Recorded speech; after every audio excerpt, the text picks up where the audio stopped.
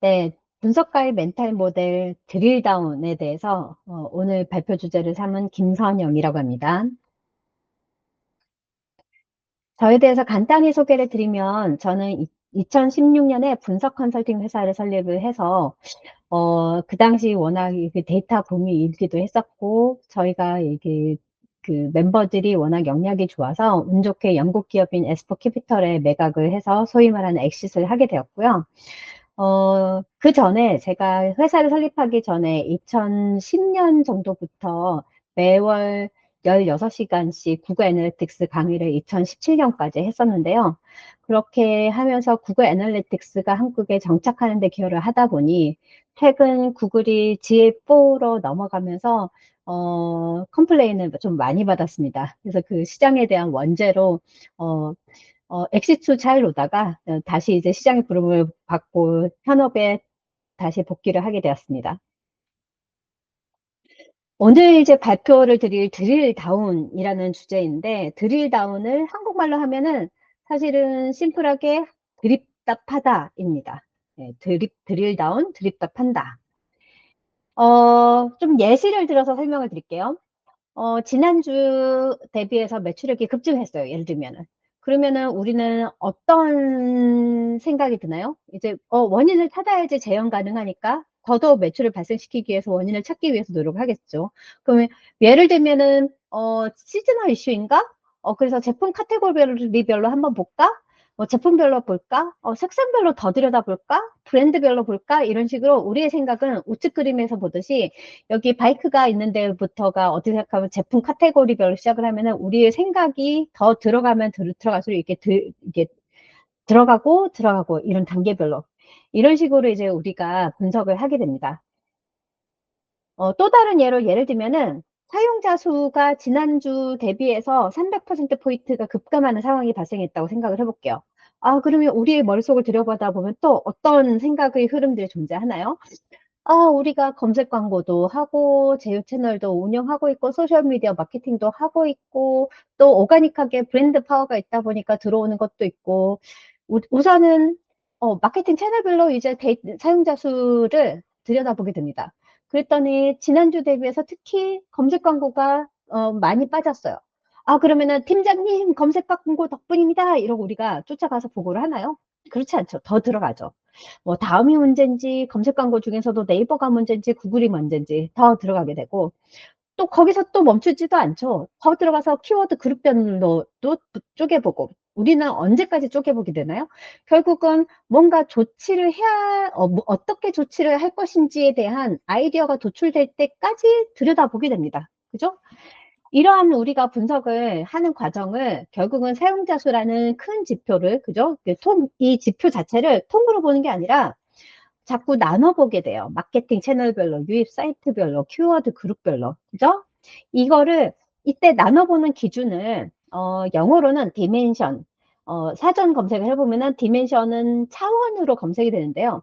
그래서 우리가 마케팅 처음에 사용자 수를 마케팅 채널별이라는 1차원, 그 다음에 유입 사이트별로 더 들어갔으니까 두 번째 차원이 2차원, 또 그걸 다시 또 키워드 그룹별로 봤으니까 3차원, 세 번째 차원. 이런 식으로 해서 계속 이렇게 차원을 나눠가면서 볼 수 있다고 해서 다차원 분석이라고도 하고, 이 디멘션이라는 단어는 분석 도구에 따라서 구글 애널리틱스 같은 경우에는 측정 기준, 뭐 유저 속성, 이런 파라미터, 이런 표현으로 쓰여지는데, 그래서 이 1차원을 2차원으로 또 쪼개본다라고 해서 브레이크다운 분석이라고도 부릅니다. 사실 분석이란 단어를 한자로 쓰면은 나눌 분자, 쪼개 석자죠. 어떻게 생각하면은 우리가 방금 전에 나누게 계속 더 들어가고 이 과정 자체가 나누고 쪼개는 과정이고 어떻게 생각하면 우리가 하는 분석 업무의 본연은 드릴다운 그 자체라는 거죠. 그러면 이 드릴다운 능력을 높이기 위해서 우리는 무엇을 해야 되는가? 호기심을 가져야 됩니다. 굉장히 뻔한 답변이죠. 네, 이 호기심이라는 게 여러분들이 선천적으로 타고나서 기를 수 없는 그런 선천적인 어떤 능력을 얘기하는 게 아니라 지금 제가 여기서 강조드리고 싶은 것은 후천적으로 호기심을 기를 수 있고 길러야 된다라는 말씀을 드리고 싶어요. 이 호기심을 기르기 위해서는 질문이 특히 중요한데 이렇게 여러분들이 속한 산업 분야별 좋은 질문들, 좋은 비즈니스 질문들을 모아 나가셨으면 좋겠어요. 이 비즈니스 질문을 모으는 방식은 예를 들면은 우리 분야에서 오랫동안 업을 하신 임원분들, 예, 뭐 상무님, 전무님, 뭐 대표님 이런 임원분들이 특히 통찰력이 강하시잖아요. 이런 분들은 통찰력 있는 좋은 질문들을 하십니다. 아니면은 일잘러들, 우리 분야에서 실무적으로 정말 막강한 우리 업에 대해서 너무 이해를 잘하고 있는 그런 분들에게 이렇게 질문하는 거예요. 당신은 우리의 고객들한테 평상시에 어떤 궁금한 점이 있으신가요? 생각난 대로 한번 질문을 나열해 보세요. 이러면은 끊임없이 나옵니다. 이분들은. 예, 그래서 그런 분들의 질문을 인터뷰를 통해서 모아보는 거죠. 그렇게 이제 여러분들이 좀 업력이 좋은 분들의 질문들을 모아보는 거를 추천을 드리고요. 저도 이제 그 컨설팅을 하다 보니까 다양한 산업 분야에서 다양한 질문들을 만났고 이런 질문들을 모아 나가고 있어요. 네, 이제 제가 오늘 이제 준비를 한 거는 산업 분야별로 어떤 질문들이 좋은 분석과 인사이트를 가져오게 되었는지 그 사례를 좀 가져왔어요. 첫 번째 산업 분야는 리테일 분야인데요. 이런 질문이 재미있었어요. 첫 방문 후 구매까지 소요되는 일수는? 여러분들이 이런 질문을 들으면은 그냥 거기서 머무르는 게 아니라 사실은 그 질문을 왜 하는지에 대해서 맥락을 이해하기 위해서 한 번 더 질문을 하셔야 돼요. "왜 그게 궁금하세요?" 라든지. 그렇게 했을 때 여기 같은 경우에는 홈쇼핑 고객사였어요. 그래서 여기 내부에서는 이제 마케팅 활동, 예를 들면은 광고를 해요, 배너 광고. 예를 들면 그런 배너 광고가 효력이 언제까지 지속되는가, 이런 것들이 굉장히 중요한 질문 중에 하나예요. 그거를 룩백 윈도우라고 하는데, 광고를 30일 전에 봤는데 오늘까지 그 효력을 인정한다. 그러면 룩백 윈도우가 30일이 되는 거예요. 그 말은 무슨 얘기인지 하면은 배너 광고를 30일 전에 봤어도 30일 내에 구매가 발생됐으면 이 구매는 30일 전에 배너 광고 덕분이야 라고 얘기를 할 수 있다는 의미인 거죠. 이 홈쇼핑 고객 같은 경우에는 홈쇼핑의 방송이 온에어가 되고 나서 구매까지 사실은 효력을 하루 정도만, 일일로 설정이 되어 있어요. 룩백 윈도우가. 그래서 예를 들면 3일 전에 홈쇼핑을 보고 나서 구매가 일어났을 경우에는 룩백 윈도우가 작동이 안 되죠. 1일 이내이니까. 그래서 그 홈쇼핑 방송의 덕분이야가 안 되는 거예요. 보고서에 이제 구글 애널리틱스 같은 분석 도구에는 그 룩백 윈도우를 설정하는 기능이 있거든요. 이 회사 같은 경우는 하루로 설정이 돼 있는 거예요. 그런데 그 가설이 맞냐 이거죠. 실제로 데이터를 까봅니다. 그래서 각각의 구매한 고객들의 뭐 고객 번호가 있고, 그 사람들이 첫 방문 날짜가 있고, 실제로 구매까지 얼마나 걸렸는지, 어떤 홈쇼핑 방송을 봤는지, 이런 것들을 데이터를 만들어 가지고서 봤더니 평균적으로 7일 후에, 7일까지도 그 7일 이내에 첫 방문 후 그 7일 이내에 구매를 하는 경우가 80% 정도 되는 거예요. 그리고 하루 만에 구매를 하는 경우는 20% 정도밖에 안 돼요. 그러면 여기는 사실은 룩백 윈도우 1일은 좀 재고를 해야 될 여지가 있는 거죠. 다음으로 상품 상세를 보고 몇 번 보고 구매를 하느냐, 이런 질문도 재밌는 질문 중에 하나예요. 이유 중에 하나는 비즈니스 모델, 예를 들면은 패션업이다 이런 경우에는 옷을 한 번만 딱 보고 사지는 않잖아요. 이 옷과 또 다른 비슷한 옷 이런 식으로 해서 여러 벌을 같이 보면서 비교하면서 구매를 하기 때문에 상품 상세 보기 건수가 타 사업 모델에 비해서 패션업이 특히 많은 특징이 있습니다. 그래서 그런 업의 특징에 따라서 놈값이라고 하죠. 평균값, 보통값이 다른 경우가 있어서 이런 상품 상세 보기 건수와 업종 간의 관계, 이런 것들을 보면은 재미있고요. 그리고 또 유독 다른 사람에 비해서 상품 상세를 보면서 비교를 하는 행동을 많이 하는 사람들이 있죠. 그런 사람들은 예를 들면 신중 의사결정형 이런 식으로 페르소나를 만들 수도 있습니다. 그래서 이런 식으로 분석을 하면서 어떤 페르소나를 만드는 데 있어서도 뭐 상품 상세 보기 앱 건수 같은 것들이 좋은 케이스가 될 수가 있는 거죠. 금융사도 다양한 그 업에 특화된 질문들이 있을 수 있는데, 제가 재밌었던 경우는 대출한 후 잘 갚은 사람들한테 또 재대출을 시키고자 해서 타겟팅 광고를 돌리고 싶은데, 이 데이터를 어떻게 수집해서 어떻게 이 사람들한테 광고를 돌려야 되냐라는 질문이었어요. 근데 여기는 문제가 뭐냐면 로그인이 없는 곳이에요. 그래서 상담 신청 코너에서 예를 들면은 이름 넣고 핸드폰 번호 넣고 상담 신청하기 누르면은 이제 그 접수가 되는데, 이 사람들이 사실 재대출이 가능하려면은 전에 이렇게 돈을 잘 갚았어야 되잖아요. 그래서 소위 얘기하는 신용 연체율이라든지 부도율이라든지 신용 등급이라든지 이런 데이터를 엮어서 봐야 되는데, 그 엮어서 볼 만한 그런 고객의 그 식별할 수 있는 정보가 없는 거죠. 그래서 상담 신청할 때 이 사람이 이름하고 핸드폰 번호를 입력한다고 했잖아요. 그래서 확인 버튼을 눌렀을 때 연일시분초라 핸드폰 번호를 엮어 가지고서 우리가 소위 얘기하는 금감원이나 이런 개인정보보호법에 위배되지 않는 그런 식별자를, 가짜 식별자를 만들어서 내부 데이터를 엮어서 커스텀 오디언스를 만들어서 실제로 타겟팅 광고를 할 수 있는 메타 같은 그런 것에다가 업로드하는, 그렇게 해서 광고를 집행했던 그런 사례가 있습니다. 여행사 쪽에서, 여행 비즈니스 쪽에서 흔한 게 사실은 제주도에 항공을 검색한 사람들한테는 그 제주도에 대한 숙소를 추천하는 거 굉장히 흔한 로직이에요. 그런데 저희가 이 액션을 했을 때 이메일을 보냈는데 반응률이 제로였어요. 그러면 또 재밌어지는 거죠. 그래서 이 케이스 같은 경우에는 저희가 사실 가설이 있었어요. 이메일이 잘못된 채널이지 않을까? 그래서 어떤 이렇게 그 채널별로 그, 그 채널의 캠페인 채널의 어떤 효력의 유지 기간을 보기 위해서 일부러 코호트 리포트, 소위 얘기하는 리텐션 리포트를 열었어요. 거기다가 제주도 항공을 검색한 사람들 중에서 구매로 연결된 사람들의 고객 세그먼트를 얹었더니, 저희가 이제 놀랬던 거는 리텐션이 그냥 하루 지나면은 바로 이제 하루 이틀째부터는 거의 0으로 수렴을 하는 거예요. 이거를 또 데이터를 보고 나면 해석이 중요한데, 결국은 이거 본 거죠. 항공을 검색한 다음에 그거를 리서치를 일주일 동안 하는 사람들이 드물다는 거예요. 의사결정을 거의 하루 이내에 끝내서 숙소까지 예약을 다 끊는다라는 패턴인 거죠. 그러면은 뭐가 잘못됐을까요? 사실 우리는 좀 더 신속하게 고객한테 대응을 할 수 있는 어떤 이메일보다는 모바일이 더 나았을 수도 있다라는 채널에 대한 인사이트가 있을 수도 있고요. 사실 여기는 이메일 채널의 문제보다 더 문제였던 건 마케팅 액션의 속도였던 거죠.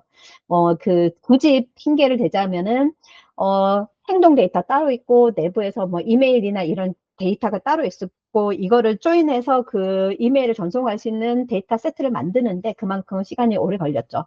그래서 여기 같은 경우는 업무 프로세스를 개선하는 계기가 됐었습니다. 통신사 같은 경우에는 우리가 뭐 이렇게 다른 비즈니스 모델에서도 자주 하는 업셀 크로스셀 니즈가 있었어요. 요금제가 낮은 요금제를 쓰는 사람들을 높은 요금제로 업셀을 하고 싶다라는 니즈가 있었고, 여러 가지 데이터 분석을 해서 이제 우선은 이게 어떤 요금제에게 어떤 요금제를 추천할 것인가에 대한 데이터 세트는 만들어지는 상태에서 어디서 소위 얘기는 따끔하고 개인화 오퍼를 할 것인가 였어요. 그래서 경로 분석을 해서 이런 낮은 요금제에서 높은 요금제로 갈아타는 사람들이 공통 경로가 어디가 있을까를 분석을 하는 거고요. 사실 분석 도구에 따라서 이 분석은 어려울 수도 있고 쉬울 수도 있어요. 근데 제가 어도비라는 툴을 쓸 때는 그냥 탑 100, 탑 1000 경로들이 다 로데이터 형태로 거의 다 보였기 때문에 쉬웠지만은 이 분석을 하고 싶은 니즈에 비해서는 분석 도구가 그 당시에 구글 애널리틱스였는데, 구글 애널리틱스 같은 경우에는 흐름 보고서에서 겨우 이제 경로가 뭐 이게 탑 4개 정도 보여주고 뭐 5번째부터는 그냥 기타로 이게 머지되는 형태의 보고서였어요. 그래서 그 구글 애널리틱스라는 도구로는 그렇게까지 분석을 하지 못해서 아예 시나리오를 만들어서 그 시나리오별로 세그먼트를 만들어서, 예를 들면 경로가 한 노드당 뭐 경우의 수가 5개이고 경로가 5개의 노드가 존재한다고 할 것 같으면 5승만큼의 세그먼트를 생성시켜야 되는 거죠.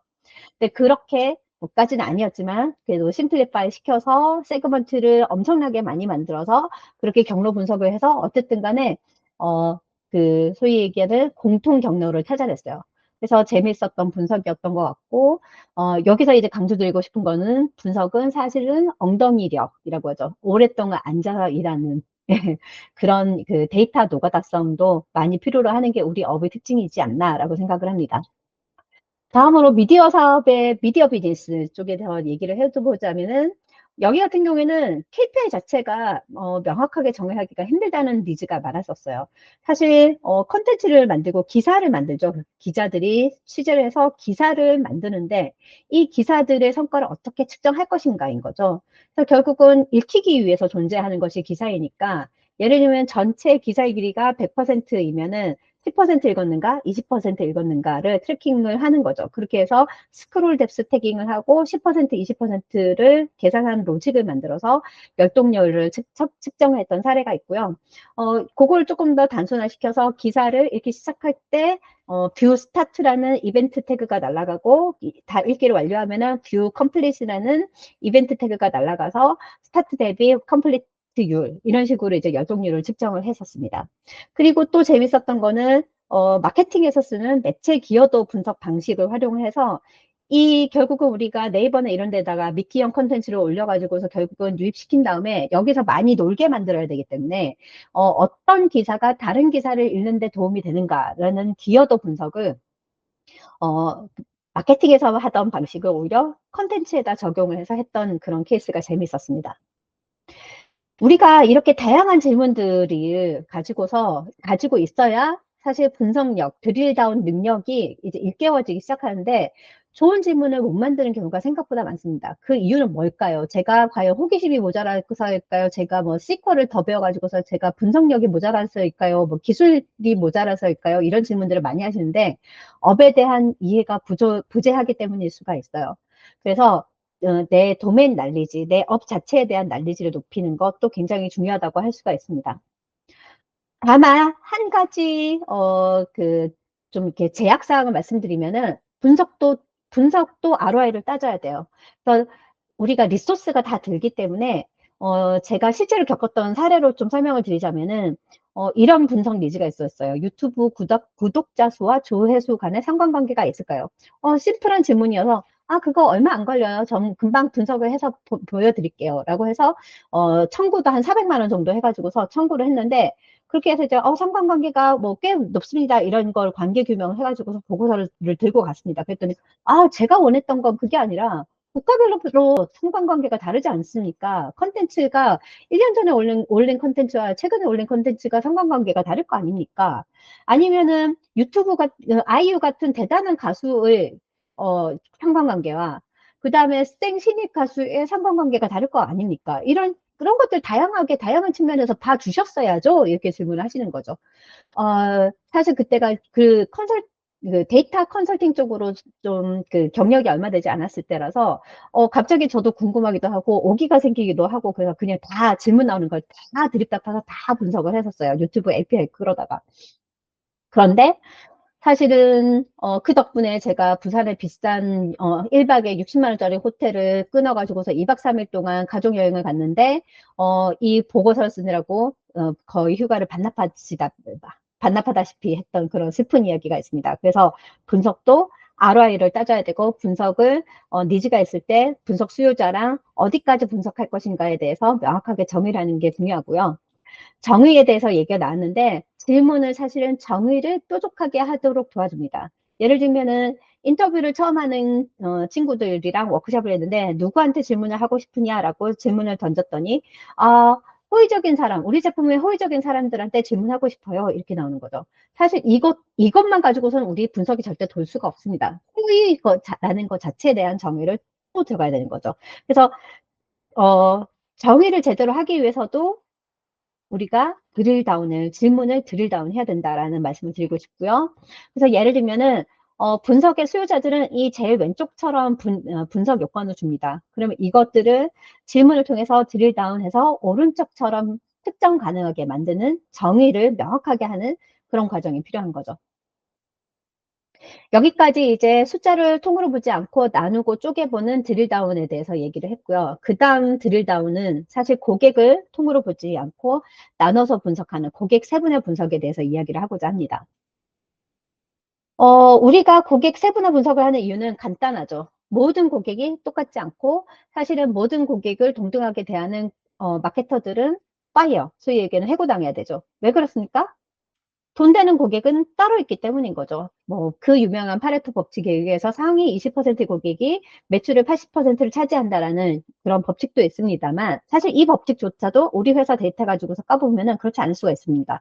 상위 40%가 80%를 차지할 수도 있고 상위 10%가 90%를 차지할 수도 있죠. 이런 것들도 업계에 통용되는 법칙도 내 데이터로 까보자라는 자세도 드릴다운의 어떤 그 능력이자 드릴다운 하는 자세여야 하고요. 예를 들면은 business frequency monitoring, 얼마나 최근에, 그 다음에 얼마나 자주, 그리고 얼마나 많은 금액을 썼느냐 가지고서 고객을 나누는 건 굉장히 유명한 RFM 분석 기법이죠. 요걸 가지고서도 마찬가지로 RFM 스코어가 333인 고객을 정의하고 그 사람들이 RFM 스코어가 111인 사람들 대비해서 어, 이 사람들이 그 스코어 기준으로 실제로 매출에서 차지하는 비중이 어떻게 되는지 이런 것들도 여러분 데이터로 까보고 드릴다운 해봐야 됩니다. 그죠? 여기서 이제 제가 최적화의 발전 단계를 가지고서 고객 세분화 분석의 중요성을 좀 말씀을 드리고 싶은데요. 우리가 마케터나 우리가 분석을 하는 사람들은 실험은 굉장히 익숙합니다. 예를 들면 문자 하나를 보내더라도 누구님이라고 했을 때 그 사람의 이름을 넣느냐 안 넣느냐, 몇 시에 보느냐, 이런 것들 다 우리는 실험을 하고 있어요. 평상시에 우리가 하는 것 자체가 실험입니다. 근데 이 실험 결과를 분석을 하다 보면은, 자연스럽게 그 고객 세분화 분석으로 넘어가요. 예를 들면은, A 이미지, A안 B안 이미지가 있어요. 근데 이게 여성한테는 B안이 먹히고 남성한테는 A안이 먹힐 수 있는 거죠. 그래서 사실은 테스트를 하다 보면은 자연스럽게, 이거는 이 B 이미지가 여성한테 먹히니까 여성한테는 B 이미지 보여주자, 남성한테는 A 이미지 보여주자. 뭡니까? 타겟팅으로 넘어가게 되죠. 그래서 타겟팅 같은 경우에는, 초창기에는 유입 경로, 예를 들면은, 뭐, 구글에서 왔느냐, 네이버에서 왔느냐, 아니면은 어떤 키워드를 타고 들어왔느냐, 이런 이제 유입 경로, 유입 키워드와 관련된 타겟팅을 먼저 하게 되고요. 그러다가 행동 데이터 기준으로 상품 상세를 뭐 5번 이상 받느냐, 뭐 10번 이상 받느냐, 어떤 상품을 받느냐, 이런 것들에 대해서 행동 기반 타겟팅으로 넘어가게 되고, 오프라인 데이터를 엮어서 앞서서 설명했던 사례처럼 뭐 연체율, 그 다음에 부도율, 이런 데이터를 엮어서 또 타겟팅을 하게 되고, 여기서 더 나가면 이제 룰 베이스가 아니라 아예 자동화 로직을 해서 이런 고객 세그먼트한테는 이런 컨텐츠를, 아니면 이런 마케팅 오퍼를 자동으로 뿌려줘라. 여기까지 가게 되는 거죠. 그래서 우리는 고객 세분화 분석 연습을 많이 해야 됩니다. 그래서 예를 들면은, 그래서 조금 연습을 하시기 좋도록 연습할 수 있는 케이스 사례를 좀 더 갖고 왔는데요. 그래서 방문한 페이지 기준으로 해서 럭셔리 페이지 방문했으면 럭셔리 뭐 트래블러, 그죠? 여기 지금 여행 비즈니스라서 이런 식으로 이제 그 어떤 페이지 방문했느냐 기준으로 해서 고객 페르소나를 다르게 해서 프로모션도 다르게 오퍼를 하는 그런 식의 마케팅 엑시오까지 연결되는 고객 세무나 분석이 가능하고요. 이런 경우가 이런 고객들을 우리가 잘 잡아야죠. 방문을 여러 번 했는데 전화는 하지 않았는데 체류 시간은 길었다. 뭡니까? 뭔가 구매 의도는 있는데 뭔가 결정적인 우리의 마음에 드는 마케팅 오퍼가 없다라든지 아니면 뭐 가격이 비싸다라든지 이럴 때는 우리가 딱 그 사람들이 뭐 이렇게 한 번만 더 건드려주면 되기 때문에 그 사람한테 맞는 어떤 쿠폰 드릴게요라든지 예를 들면 혜택을 드릴게요라든지 상품을 드릴게요라든지 그런 이제 오퍼가 들어가야 되죠. 사실은, 컨설팅을 하면서 어느 고객사든 가장 잘 먹혔던 고객 세분화 분석의 사례를 하나 말씀드리면은, A단계는 했는데 B단계를 하지 않은 사람, B단계는 했는데 세 번째 단계는 하지 않는 사람, 우리 고객의 어떤 여정에 대한 퍼널이 존재하잖아요. 이 퍼널의 각 단계별로 중도 이탈자들에 대해서 타겟팅 오퍼를 설계를 하는 그런 분석은 아주 상당히 잘 먹혔던, 실제로 돈으로 연결됐던 그런 고객 세분화 분석 케이스인 것 같습니다. 여기 보시는 사례도 재밌어서 가지고 왔는데, 구매를 완료를 한 고객들한테 업셀을 하기 위해서 어떤 메시지를 어느 주기로 보낼 것인가에 대해서 실험했던 그런 사례예요. 그래서 구매 완료를 하고 나면 땡큐 페이지가 나가죠. 그 다음에 5일 후에 이 구매한 제품에 대한 사용법에 대한 메시지가 나가고, 그 다음에 21일 후에는 본격적으로 이제 업셀을 위한 트라이가 나옵니다. 그래서 당신이 샀던 이 제품이랑 같이 쓰면은 훨씬 효과가 좋은 제품은 이거예요. 이런 이제 21일 후, 그래서 이게 한번 써보시렵니까? 라는 샘플 팔로업이 나가고, 42일에 또 샘플 팔로업이 나오고, 이런 식으로 고객 세분화는 자연스럽게 타겟팅, 개인화, 마케팅 자동화로 연결이 된다는 말씀을 드리고 싶고요. 그 다음 드릴다운은 실행을 드릴다운 하라라는 말씀을 드리고 싶어요. 우리가 데이터가 많다고 자랑을 하지만 데이터만으로는 돈을 벌 수 없습니다. 데이터를 가지고서 어떤 지표에 오르고 내리는 어떤 플럭추에이션, 오르고 낮아지는 그런 플럭추에이션에 대해서 리포팅을 정기적으로 모니터링을 하고 리포팅을 하게 되고, 여기서 이제 올랐으면 왜 올랐는지, 내려갔으면 왜 내려갔는지에 대해서 분석이 돌고, 이 분석을 해야지만 사실은 인사이트 도출이 되고, 이 인사이트를 가지고서 마케팅이든 어떤 이제 우리 의사결정권자에게 의사결정을 하기 위한 어떤 분석 보고를 하게 되고, 이 의사결정이 되어야지만, 뭘 해라, 뭘 하지 말자, 이런 이제 마케팅 액션으로 연결될 수 있고, 이렇게 실행으로 연결이 되어야지만 우리 분석은 결국은 가치, 어떤 게 그 재무적인 가치로 기결될 수가 있는 거죠. 이런 상황을 지금 앞에서 봤던 데이터가 돈으로 연결되는 전체의 어떤 실행으로 연결돼서 비즈니스 가치로 연결되는 그 구조를 실제로 미용실의 사례를 가지고서 한번 대입을 시켜볼게요. 미용실 두 군데 다 원장님 혼자 운영하시고, 상품도 비슷하고, 가격대도 비슷하고, 고객 관리 전부 다 엑셀로 운영을 합니다. 근데 여기가 이제 A 미용실 같은 경우에는, 단골이 있는 거죠. 근데 단골분이, 영희 씨라고 할게요. 이 영희 씨가 큰 손이어서 한 번 오면은 막 2, 30만 원씩 쓰고 가는데, 최근 뜸해요. 안 옵니다. 그러면 이제, 근데 A 미용실 같은 경우에는, 전화해야겠네라고 생각하는데, 나 이것도 해야 되고 저것도 해야 되고 바쁜데, 그래서 이제 그냥 아무런 액션도 하지 않습니다. 네, B 미용실 같은 경우에는, 이분들이, 그래서 내가 영희 씨 같이 내가 지금 잃어버린 사람들이 몇 명이지? 이러고 카운팅을 해봅니다. 그랬더니 여기 보시는 것처럼 30명이 나오고, 이 사람들의 평균 방문 빈도랑 그죠? 방문 간격도 계산을 해보는 거죠. 실제로 데이터를 요 위에 방문일, 지난번 방문일, 소요일수 이런 식으로 데이터를 이제 엑셀에서 다시 이제 만져보는 거죠. 그 다음에 이제 이 사람들의 평균 매출액도 계산을 해봅니다. 이렇게 이런 수치들을 가지고 있으면 결국은 이탈한 양질의 고객들 30명으로부터 우리가 그 사람들의 방문 빈도가 4.5일이니까 곱하기 4.5일 하고 그 사람들의 객단가 15만 원을 곱하면 결국은 우리가 이탈한 양질 고객으로 인해서 우리가 결국은 손해본 매출이 얼마야? 라는 질문에 대해서 답을 하시는 거죠. 계산을 해보니까 2천만 원이 넘습니다. 그러면 이제 이런 생각을 당연히 하게 되죠. 소처럼 머리만 만지느라 잃어버린 매출이 얼마냐라는 생각을 하게 됩니다.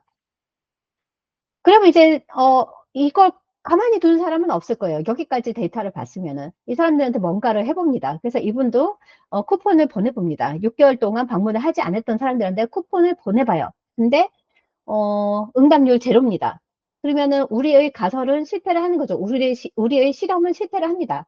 근데 그 실험은 실패했다고 해서 우리가 레슨이 없는 게 아니에요. 이 6개월 동안 방문을 하지 않았다는 건 이미 이탈했다라는 레슨이 있는 거죠. 그래서 이 실험을 리이터레이트 테스트라고 하는데 또 실험도 드릴 다운해서 더 들어가 보는 겁니다. 그래서 우리가 평균 방문 주기를 40일이라는 거를 이미 계산해서 알고 있었으니까 40일 이내 재방문 안 한 사람들한테 오히려 좁혀서 문자를 보내보는 거죠. 그랬더니 이번에는 반응이 있는 거죠. 그러면은 근데 이번에 반응했던 사람들이 이제 실제로 방문해 가지고서 뭐를 해드리면서 이제 대화를 나눕니다. 근데 이분들이 이렇게 말씀하시는 거죠. 어머, 안 그래도 왔을 건데 쿠폰 줘서 너무 고마워요 라고 얘기를 하시는 거죠. 그런데 이제 이 원장님 입장에서는 이거는 속 터지는 얘기입니다. 그죠? 내가 손해를 봤다는 거잖아요. 어차피 올 사람한테 내가 쿠폰을 쐈다라는 거는. 그래서 이분들 도대체 뭐가 문제였지? 어차피 방문했었을 건데 라고 얘기한 사람들의 특징, 공통 패턴을 찾으려고 이제 또 들여다봅니다. 그랬더니 어머나 머리 길이가 있는 거죠.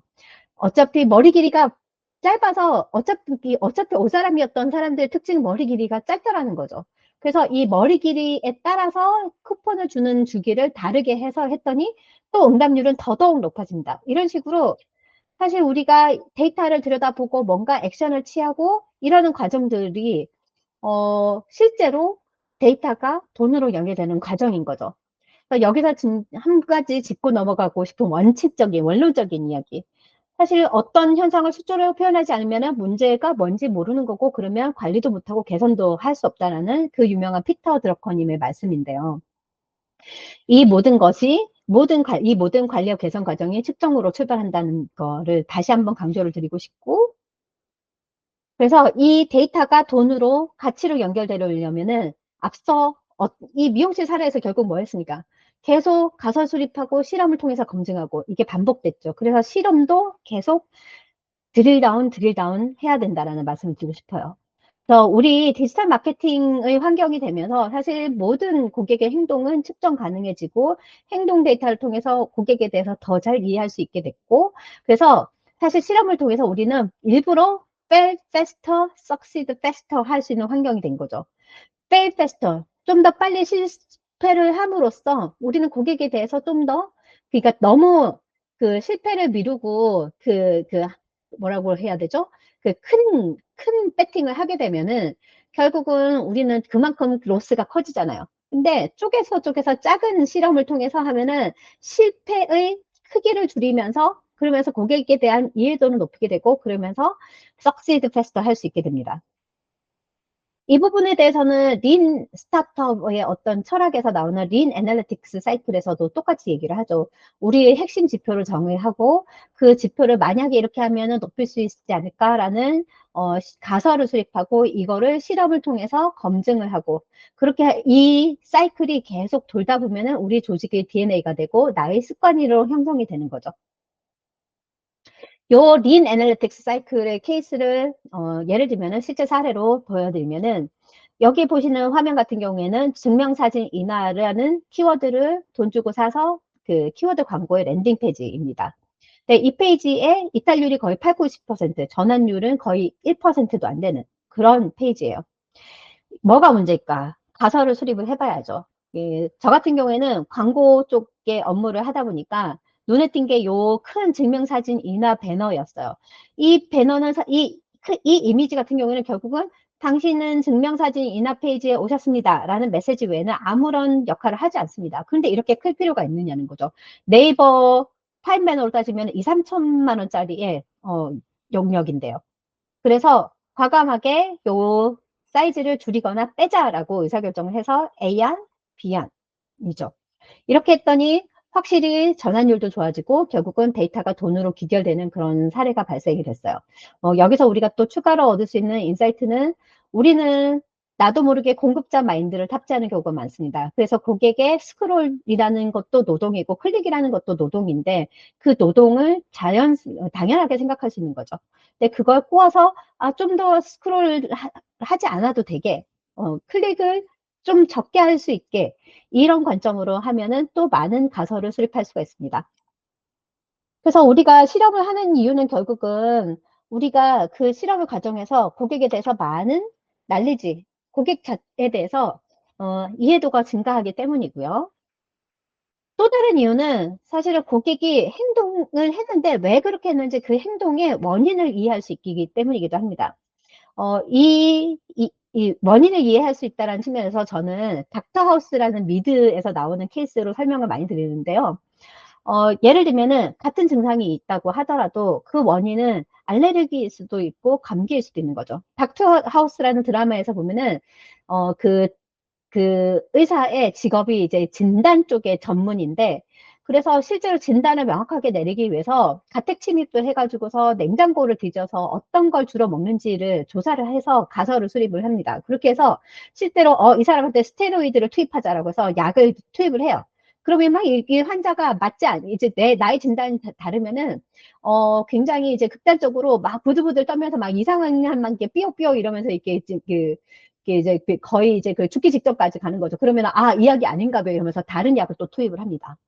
이게 좀 심한 케이스지만은, 이렇게 이제 가설을 수립하고 검증을 하면서 병의 원인을 찾아 나가는 과정은 이랑, 어떻게 생각하면 우리가 하는 실험의 과정들은 목숨을 하지는 않지만 비슷한 과정인 거죠. 그래서 체류 시간이라는 게 증가가 됐으면은 어떻게 생각하면은 우리 콘텐츠가 굉장히 양질의 콘텐츠여서라고 생각을 할 수도 있습니다만, 우리 UI가 굉장히 난이도가 높아가지고서 우리를 사람을 헤매게 만들면은 그 역시 체류 시간을 증가시키게 만들거든요. 그럴 경우에는 실험을 통해서 가설을 투입하고 검증을 해봐야지만 정확하게 고객이 왜 이런 행동을 하는지 원인을 알 수가 있습니다. 여기서 또 하나 이제 제가 그 드릴 다운 하는 데 있어서 시각화도 드릴 다운 하시라는 말씀을 드리고 싶은데요. 이렇게 표 형태가 있는데 여기서 패턴을 찾아낼 수 있는 천재도 물론 있습니다만 우리는 대체로 범인인 관계로, 그죠? 일반인인 관계로 이 밑에 표가 있으면 이 표의 5등 배너가 내 눈에 확 들어오지 않습니다. 근데 시각화를 가로축은 클릭수, 세로축은 방문당 매출액으로 바꿔보았어요. 이렇게 해서 사분면 분석해봤더니 대다수의 배너들 같은 경우에는 클릭이 많이 되는 애들이 방문당 매출액도 높은 뭐 일반적인 패턴이죠. 그런데 지금 5등 배너가 날 좀 보소라고 자기 혼자 동떨어서 이렇게 외칩니다. 나는 클릭은 적게 되는데 방문당 매출액은 높은 이상한 애야 라고 자기 스스로가 드러나는 거죠. 우리가 이 밑에 표만 봐가지고서 5번 배너가 이상해 라고 절대 못 찾아요. 근데 시각화를 바꿨더니 5번 배너가 이상한 걸 느끼게 됩니다. 그죠? 이게 시각화의 힘이고요. 이제 이렇게 되면은 여기서 또 더 들어가야 되는 거죠. 실제로 이 배너가 어떤 화면에 어떤 배너인지 봐야 됩니다. 봤더니 주문하기 페이지에 장바구니 주문하기 페이지에서 무료 배송 해드립니다라는 메시지를 가지고 있는 배너예요. 그럼 여기서 우리가 실험 가설 수립으로 넘어가게 되는 거죠. 이 배너가 주문하기 페이지에 있어서 굉장히 이렇게 퍼널의 중간 밑이잖아요. 그래서 많은 사람들이 보는 페이지가, 보는 배너가 아닌 거죠. 그러면 이 배너에 노출을 늘릴 수 있는 메인 화면에다가, 무료 배송해드린다는 메시지가 그렇게 구매에 영향을 미치는 영향이 크다라면은 아예 메인으로 꺼내보는 거 어떨까라는 가설을 수립을 해보는 거죠. 그러니까 지금 보시는 화면은 사실은 이터레이트 테스트로 메인에 꺼내보는 배너 테스트를 1차로 하고서 그러면 어디에 어떤 식으로 노출시키는 게 좋을까에 대한 이터레이트 테스트를 했던 그런 케이스 화면인데요. 이렇게 하시면 또 우리가 실험을 통해서 얻을 수 있는 부차적인 효과 중에 하나가 뭐냐면 위너가 존재를 하면은 그죠? 위너의 그 방문당 매출액이 얼마나 뛰었는지에 대해서 계산이 가능합니다. 리프트 계산이라고 하죠. 그래서 우리가 기존안의 매출액 빼기 실험안의 매출액 나누기 기존안의 매출액 이러면 리프트를 계산할 수 있고 이렇게 계산했더니 20.24% 증가가 나오고 이거를 연간 금액으로 환산을 해서 곱하기 12개월 했더니 약 40억 원이 나오는 거죠. 그러면 내 인사이트의 가치는 40억 원이 되는 거죠. 그래서 우리는 집요하게 사실은 실행을 드릴다운 해야 되고 이 과정에서 실험을 또 집요하게 해야 되고 시각화를 또 집요하게 하다 보면 인사이트를 더 빨리 도출할 수 있게 되고 마지막으로 스토리텔링의 중요도를 말씀을 드리고 싶어요. 우리가 의사결정할 때 이성과 감정이 있다고 했을 때 실제로 연구 조사 결과에 의하면 감성을 건드리는 스토리가 훨씬 더 기억이 오래 남고 훨씬 더 설득력이 높다라는 조사 결과가 있는 거죠. 그래서 우리가 마지막으로 뭐 분석 보고서를 딜리버리 할 때 의사결정에 영향을 미쳐야 되기 때문에 의사결정에 영향을 미치는 건 감성, 결국 스토리라는 거죠. 그래서 이렇게 소설의 어떤 스토리 라인을 따르는 것이 좋다라고 추천을 드리고 싶어요. 그래서 점점점 뭔가 이렇게 그 인사이트 최고조의 어떤 임팩트 있는 인사이트로 향해 가는 중간중간 밑밥을 던지다가 짠한 이렇게 해서 결론으로 이끄는 그런 식으로 감정을 건드리기 위한 그런 스토리텔링, 그런 시각화에도 여러분들이 신경을 쓰셨으면 좋겠다라고 말씀을 드리면서 오늘 배운 것들 정리하자면은 분석이라는 단어 자체가 드릴다운이다. 그 다음에 호기심을 의도적으로, 후천적으로 양성해 나가야 된다. 그래서 질문력을 높여야 된다. 그리고 드릴다운은 지표를 쪼개고 나누는 드릴다운도 있고, 고객 세분화도 드릴다운이다. 그리고 고객 세분화는 타겟 마케팅, 개인화, 마케팅 자동화에 바로 기여를 한다. 그 다음에 드릴다운 분석은 실행을 통해서 하는 근본적인 이유는 실행을 통해서 가치 창출을 하기 위해서이고, 그래서 실행을 끊임없이 드릴다운 하기 위해서는 실험을 통해서 끊임없이 가설을 수립하고 검증하는 그런 드릴다운 실험이 필요하고, 실험을 하고 또 이 실험을 다시 모디파이해서 더 들어가는 실험을 하는 이터레이트 테스트를 해야 되고, 그래서 드릴다운의 또 다른 이름은 집요함이라고 할 수가 있고, 결국은 실행으로 연결되도록 하는 게 중요하기 때문에 우리 모두 시각화를 더 드릴다운하고, 그리고 감성을 건드리는 스토리텔러가 되자라고 말씀을 드리고 싶습니다. 감사합니다.